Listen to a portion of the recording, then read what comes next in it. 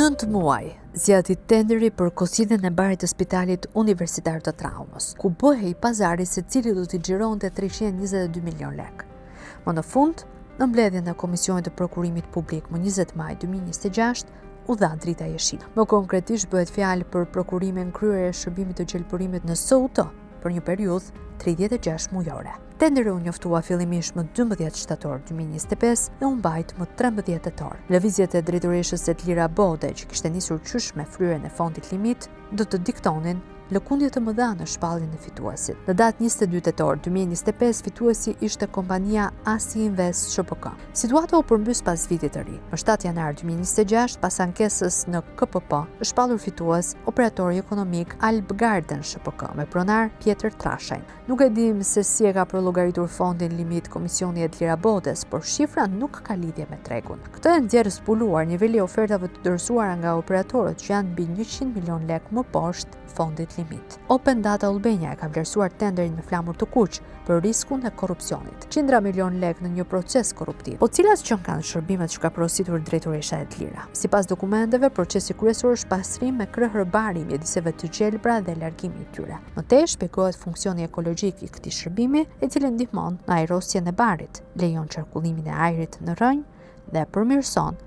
cilësinë e tokës. Rigjenerimi natyral të bimësisë duke mbajtur të shëndetshme dhe të qëndrueshme në kohë sipërfaqet e gjelbra. Përmirësimi i estetikës së territorit të SUT, duke krijuar një ambient më të pastër, të rregullt dhe të këndshëm për pacientët, vizitorët dhe stafin mjekësor. Pastaj vjen kozhitja, vaditja, mbjellje bari, krahasitja e pemëve dhe shkureve, mirëmbajtja e luleve. Operatori ekonomik do të vendos tabelat ndërgjegjësuese të informacionit në zonat të gjelbërt. Pastaj është edhe lyerja me gëlqere e trungut të pemëve. Këto janë punët e përditshme të disa kopshtarëve që spitali mund t'i punësonte dhe t'i kursente këto 100 milion lek. Të gjithë e dim se sa lulishte ka Spitali i Traumës dhe nuk justifikohet me asnjë lloj preventive ky harxhim i buxhetit të shtetit. Faktet të çojnë tek gjurmët e vjedhjes. Kalimi i operatorit të blerjeve të përqendruar në varësinë e ministrit Blendi Gonxhe i ka thënë kurajë drejtoreshës së SUT Lira Bode bëj kërkesë prokurimi me një fond të fryrë për gjelbërim. Lulishtja është ajo që ka qenë edhe para 3 vjetëve. Kontrata është e njëjtë përveç datave dhe fondit limit. Shërbimi që kërkohet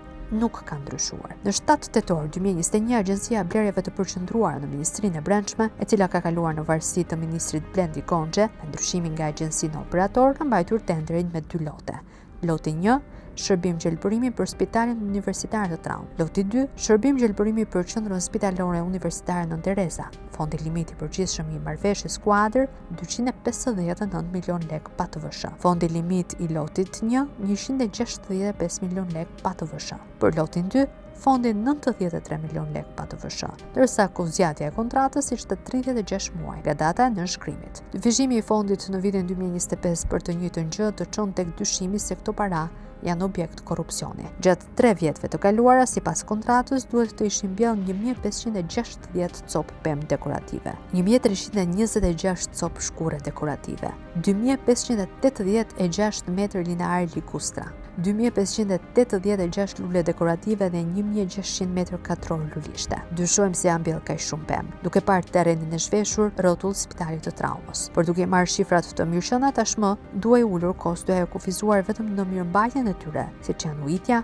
krahasitja, prashitja apo ndërrimi i koshave dhe i stolave. Përkundrazi, drejtoresha Bode ka përllogaritur një superfond që të kënaqet dhe shihet e Blendi Gonxhes në këtë tender. Plani i manipulimit të tenderit është me 2 faza. Në fillim, tenderi jepet një operatori që nuk plotson kushtet. Në këtë mënyrë, i hapet rruga kompanisë me të cilën është bërë pazari të ankimojë dhe të rregullojë letrat me KPP. Kështu më 31 tetor 2025 në KPP është administruar ankesa e operatorit ekonomik Alb Garden ShPK. Firma e Pjetër Trashajt kundërshtonte kualifikimin e ofertës fituese të paraqitur nga operatori ekonomik Asi Invest ShPK në tender. Në të njëjtën ditë ka ankimuar edhe kompania e re ShPK, e cila ishte skualifikuar nga gara. Më 11 dhjetor 2025, KPP vendosi të pranojë 2 ankesat dhe urdhëroi Komisionin e tenderit të bënte riflerësimin e ofertave të re ShPK dhe të fituesit Asi Invest ShPK, duke skualifikuar atë. Ndërsa në mbledhjen e datës 29 dhjetor 2025, KPP verifikoi zbatimin e vendimit dhe vendosi të lejojë autoritetin kontraktual për vijimin me hapat e mëtejshëm të tenderit. Rezultati i kësaj manovre ishte shpallja e fituesit të ri, Alb Garden e Pjetër Trashajt, ndërsa firma re ShPK nuk mori asgjë.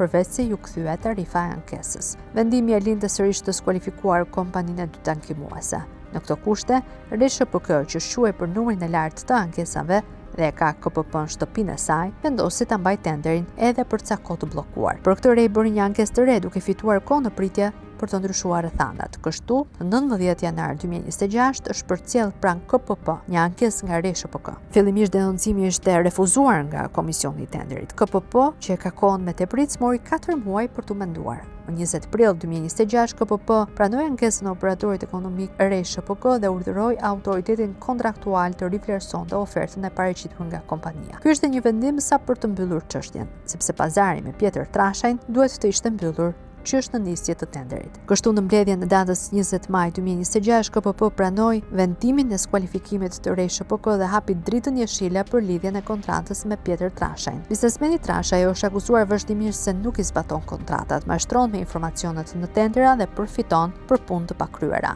Trashaj është akuzuar se merrte tendera në konflikt interesi pasi i biri ishte funksionar në Ministrinë e Mjedisit pas vitit 2014. Sidomos kjo kompani bëhet si përgjegjëse për dështimin e projektit të ripyllëzimit në Lur, ku shpenzuan 1.2 milion euro. Edhe vitet e fundit ka vazhduar njëta histori, kompania merr fonde të mëdha me ndërhyrje dhe favorizime. Në vitin 2017, Pjetër Trashaj mori një tender nga Bashkia Seranat, ku kontrolli i lartë i shtetit i gjeti se Alp Garden ishte shkaktuar buxhetit 5 milion lekë dëm. Duke u bazuar në rekomandimet të lëna nga auditimi i kontrollit të lartë të shtetit në këtë bashki, është urdhëruar se Bashkia Seranat t'i kërkojë shoqërisë pagimin e dëmit në masë rreth 6 milion lekë si kamat vonesë për shkeljen e afateve kontraktore.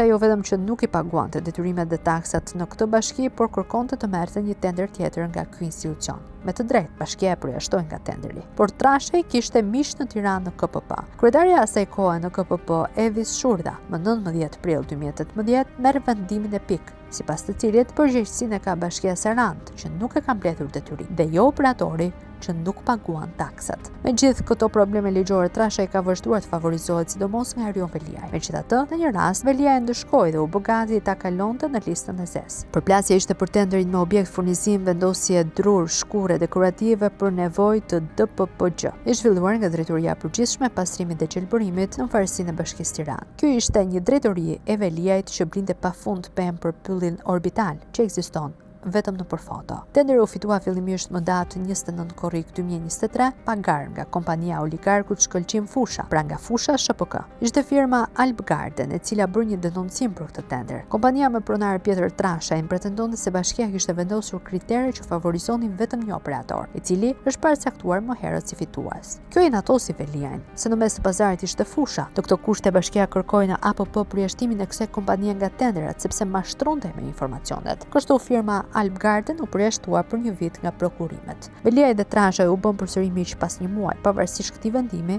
dhe vazhduan pazarin. Problemet e Trashajt me ligjin kanë qenë të përhershme, sidomos në raport me përfitimin e pamerituar të tenderave. Në vitin 2022, Prokuroria e Lushnjës ngriti akuzë për falsifikim për administratorin Pjetër Trashaj dhe antar të komisionit të tenderit. Për më tepër, le të sqarojmë edhe një pikpyetje. Ku e gjen guximin drejtoresha e Vlira Bote? Drejtoresha e Spitalit Universitar të Traumës ka vjuar me abuzimet me paratë e buxhetit për SOT, edhe pas akuzave nga KLSH. Organi i kontrollit ka kërkuar shkarkimin e drejtoreshës së Spitalit të Traumës pasi akuzohet se ka kryer të paktën 10 shkelje në zbatimin e kontratës me privatin dhe i ka shkaktuar buxhetit të shtetit dëme. Kontrolli i lartë i shtetit ka kërkuar që në shtator të vitit 2023 shkarkimin nga detyrat të drejtoreshës së Spitalit Universitar të Traumës, Bode, për afera me tendera për ilaçe të skaduara, keq administrim të spitalit. Rekomandohet ndërprerja e menjëhershme marrëdhënieve të punës për Vlira Boten me detyrë drejtori përgjithshëm i SOTA, në cilësinë e titularit të institucionit dhe njëkohësisht në punësit autorizues,